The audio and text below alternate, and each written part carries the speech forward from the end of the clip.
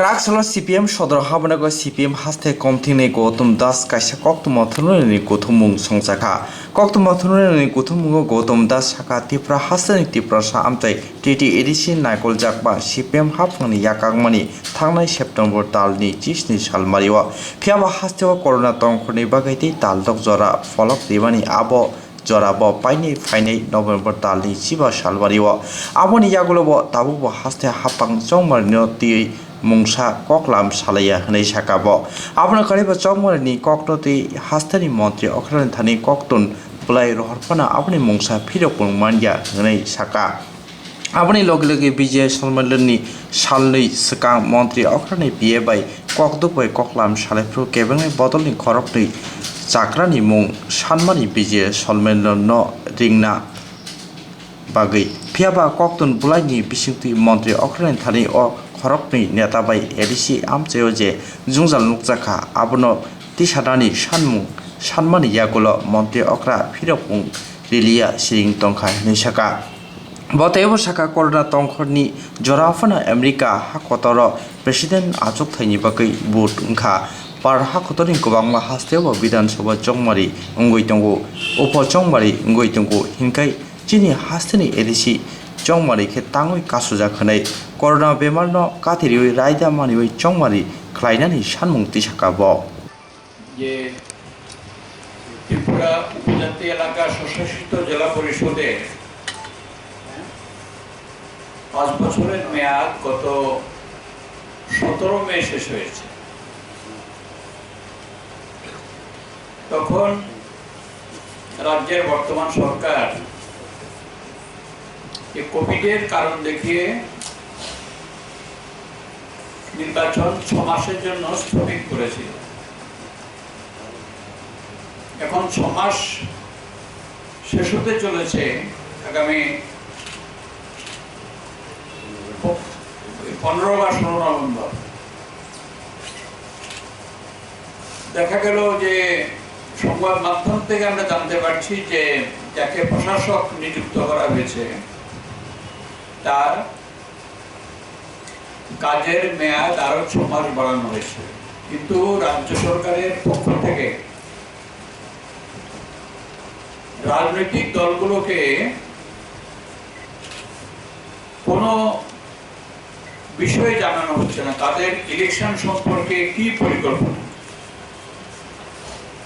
এটা একটা সাংবিধানিক প্রতিষ্ঠান, আপনারা জানেন।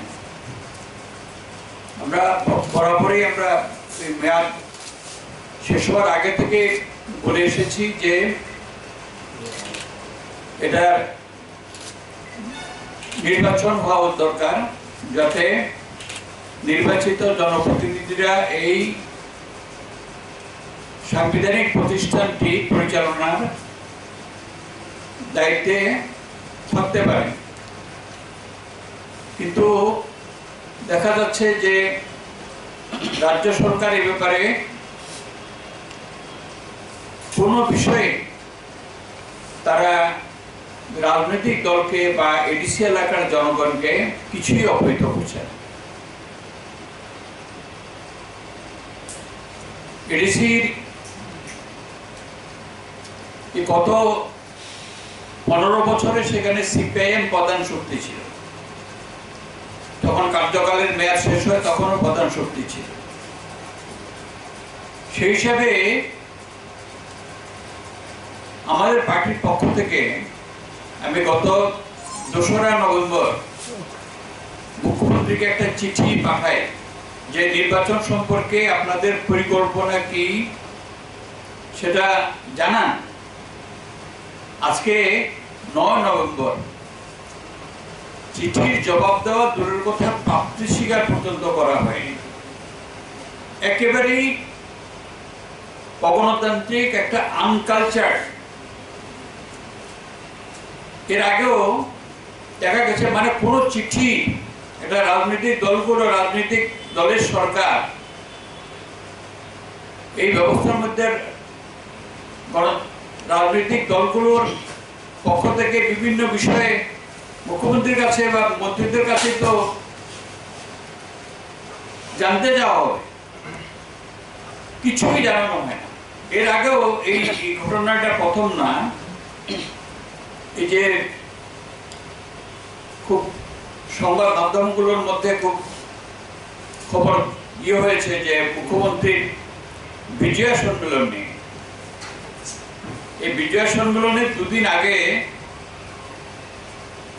মুখ্যমন্ত্রীর যে পিএ আমাকে ফোন করলেন যে আমাদের দল থেকে ৩-৪ জন বরিষ্ঠ উপজাতি নেতার নাম যেন জানানো হয়, তাদেরকে আমন্ত্রণ জানানো হয়।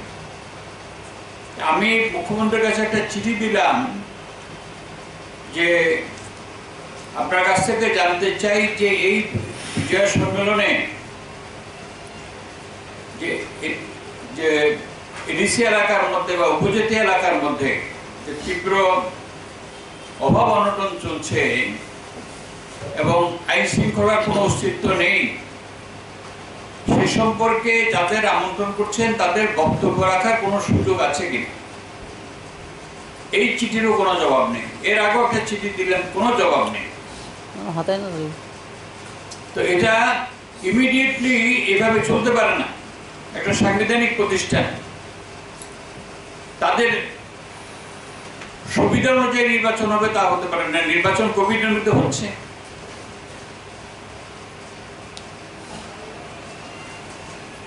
মার্কিন যুক্তরাষ্ট্রের প্রেসিডেন্ট নির্বাচন হয়ে গেল, আমাদের দেশের মধ্যে বিহারের বিধানসভা নির্বাচন হয়ে গেল, অনেক রাজ্যে উপনির্বাচন হয়েছে। এখানে বলতে পারবে না কেন যে কোভিডের মধ্যে যে কোভিডের যে নিয়ম যা রেস্ট্রিকশন সেটা মেনেই নির্বাচন হবে।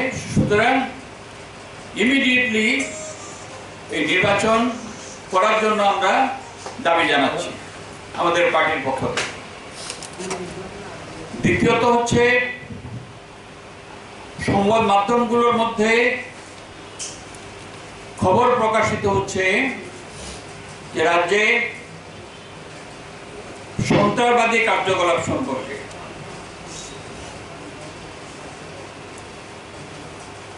এবং সাম্প্রতিককালে গন্ডাছড়া মহকুমা, অমরপুর মহকুমা, জিরানিয়া মহকুমাতে অনেকের কাছে এনএলএফটি সন্ত্রাসবাদীদের নামে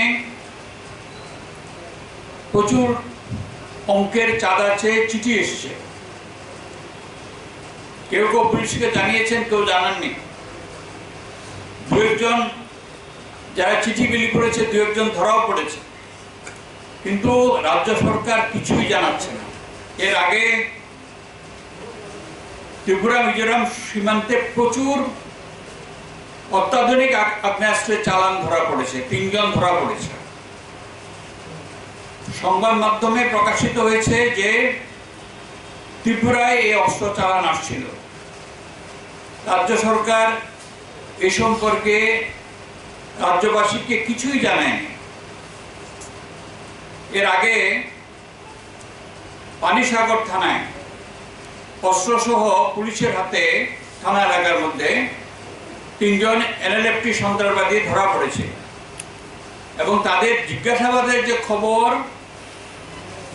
সংবাদ মাধ্যমের কিছু কিছু সংবাদ মাধ্যমে এসছে যে এদের সঙ্গে রাজ্যের একজন মন্ত্রী এবং একজন সাংসদ জড়িত। মারাত্মক খবর, সবটাই চেপে দেওয়া হয়েছে। ইমিডিয়েটলি এই সম্পর্কে রাজ্য সরকারের মুখ্যমন্ত্রী, স্বরাষ্ট্র দপ্তরের ভারপ্রাপ্ত জানানো দরকার যে এদের কাছ থেকে কি তথ্য পাওয়া গেছে, নাগরিকদের সতর্ক তার জন্য কি কি ব্যবস্থা নেওয়া প্রয়োজন, আরক্ষা দপ্তর কি ব্যবস্থা নিয়েছে, কেন এই গোপনীয়তা, কি করে এই সন্ত্রাসবাদীদের হাতে আমাদের রাজ্যে প্রচুর আমাদের নেতা কর্মী সমর্থক তারা শহীদ হয়েছে।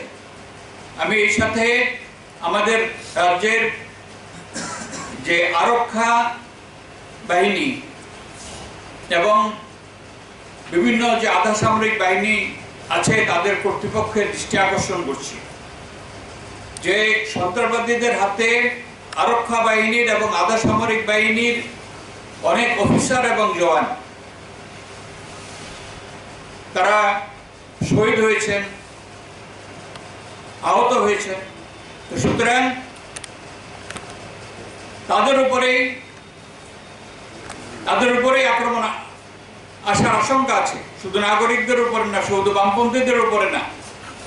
তো সুতরাং তারা যাতে রাজনৈতিক চাপের কাছে নতি স্বীকার না করে এটা কঠোরভাবে মোকাবেলা করে, এবং তাদেরও দায়িত্ব মানুষকে জানানো।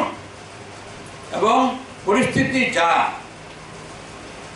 যে এই সরকার টিএসআর কে দিল্লি পাঠিয়ে দিয়েছে, সেখানে কোনো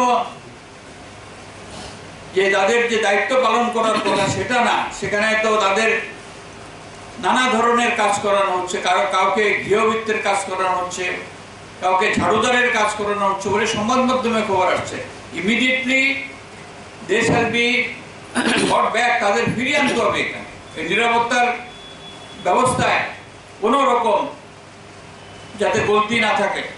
তাদের যে কাজের জন্য নিযুক্ত হয়েছে, যে টিএসআর জওয়ান, তাদের একটা যে বীরত্বপূর্ণ লড়াই করেছে সর্দারবাদ মোকাবেলায়, শান্তি ফিরিয়ে আনতে আবার সেই পরিস্থিতির সৃষ্টি করার চেষ্টা হচ্ছে, এবং তাতে নিশ্চিতভাবেই রাজ্যের শাসক দলের মদত আছে বলে মনে করার যথেষ্ট কারণ আছে। সুতরাং এখানে সবার সতর্ক থাকা উচিত এবং সমস্ত তথ্য নাগরিকদের জানানো উচিত, রাজনৈতিক দলগুলোকে অবহিত করা উচিত।